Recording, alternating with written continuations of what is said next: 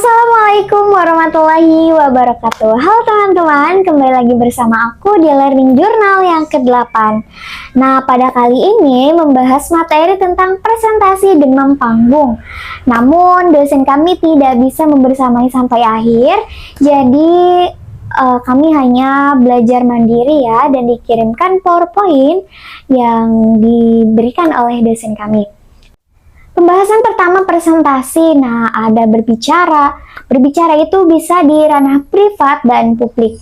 Kalau misalkan berbicara di ranah privat itu seperti kepada keluarga, sahabat terdekat gitu ya. Namun ketika berbicara di wilayah publik itu di luar wilayah privat. Nah, ada beberapa unsur yang membedakan dengan berbicara di wilayah privat. Yang pertama itu keberagaman orang, yang kedua kuantitas orang yang diajak bicara, kemudian yang ketiga tempat, dan yang keempat adalah acara. Nah, keduanya ini sama-sama penting di tanah publik karena menjadi sarana latihan untuk berbicara di depan publik. Kemudian ada prinsip komunikasi. Yang pertama itu mengetahui atau informasi yang ingin disampaikan. Yang kedua tujuan. Tujuannya itu memberikan informasi, mendidik, dan mempengaruhi. Ketiga, halayak. Keempat, cara mengkomunikasikan pesan. Yang kelima, hilangkan hambatan. Yang keenam, target agar komunikasi ini bisa tercapai dengan baik. Yang ketujuh, keterbatasan media.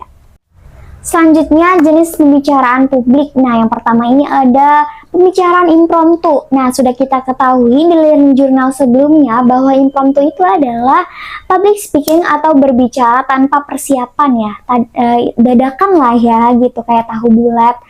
Namun, harus kita hadapi dengan cara kepada siapa kita berbicara dan kepada forum apa kita bicara gitu.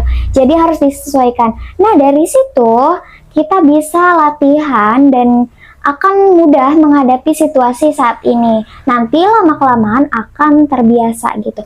Nah, kemudian presentasi. Presentasi ini berbicara terencana ya, yang sudah ada jadwal kayak kita di perkuliahan gitu pasti ada yang namanya presentasi. Nah, kita tuh harus persiapkan secara matang karena presentasi ini bukan dadakan seperti impromptu. Jadi, kita usahakan supaya presentasi atau public speaking atau materi yang ingin kita sampaikan ini bisa tersampaikan dengan baik. Kemudian moderator. Nah, moderator ini adalah orang yang mengarahkan ya dari berjalannya acara, dari mulai membuka, mengatur, kemudian menentukan siapa yang akan berbicara, kemudian mengarahkan pembicaraan dan menutup acara ya. Jadi sebagai moderator itu harus membawa acara dengan baik dari awal sampai akhir. Ada juga pidato. Pidato ini ada beberapa jenis loh. Di antaranya yang pertama, pemaparan informasi, yang kedua, pengarahan dan pemotivasian, kemudian yang ketiga, serah terima, yang keempat, menerima dan memberikan tos. Lanjut, ada berbicara dalam wawancara. Biasanya disebut interviewer atau pewawancara. Nah, dia ini harus netral dan tidak boleh bertele-tele apalagi memojokkan narasumber yang diwawancarainya. Nah, yang diwawancarainya juga harus jawab fokus sehingga memberikan kejelasan bagi interviewer dan audiens gitu ya, agar kita bisa diterima dengan baik. Pembahasan selanjutnya, demam panggung. Nah, demam panggung ini adalah perasaan gugup yang luar biasa saat kita berbicara di depan publik, sehingga nafas kita itu terasa pendek kayak ngap gitu ya. Kemudian ketegangan fisik kayak atau gemeteran gitu kan, atau kontraksi lainnya gitu ya. Sehingga suara yang keluar ketika kita berbicara itu terdengar seperti gemetar ya, kayak gimana ya, beda ya kalau misalnya orang yang sedang gugup itu sangat terlihat jelas. Nah, ada nih tips mengatasi demam panggung.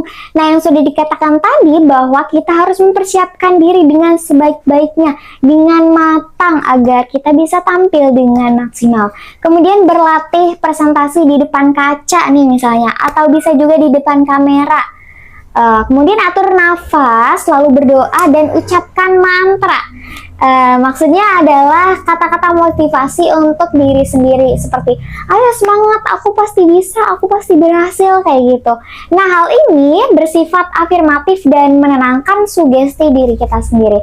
Nah, mungkin itu saja teman-teman materi dari dosen kami. Kemudian lanjut materi yang disampaikan oleh tiga teman saya yang menampilkan public speaking. Nah, yang pertama itu ada Yuniati. Yuniati ini menyampaikan tentang bersyukur.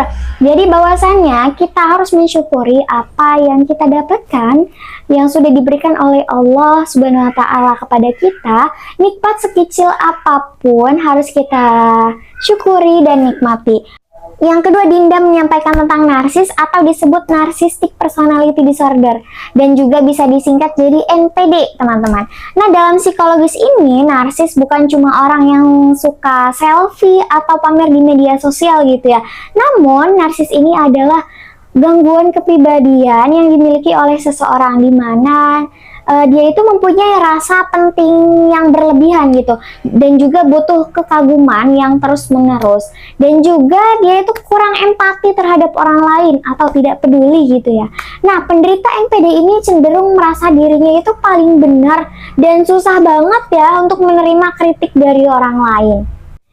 Nah, yang terakhir yaitu saya sendiri yang menyampaikan public speaking pada minggu kali ini, dan saya menceritakan pengalaman pribadi saya. Nah, akan saya ceritakan sedikit lagi. Dulu pernah ikut namanya muhadharah ya di pondok pesantren. Nah, ternyata sangat terpakai gitu ya, atau sangat berguna banget di luaran sana, bahkan sampai sekarang ini. Jadi bahwasannya public speaking itu sangat penting sekali ya sampai saat ini, karena sangat berguna bagi masyarakat dan khalayak luas gitu. Jadi intinya itu, kurang dan lebihnya mohon dimaafkan. Mungkin itu saja learning journal pada pertemuan ke-8 ini. Kurang dan lebihnya mohon dimaafkan, dan apabila ada kata-kata yang salah juga mohon dimaafkan. Kurang dan lebihnya mohon maaf. Wabillahi taufiq wal hidayah. Wassalamualaikum warahmatullahi wabarakatuh.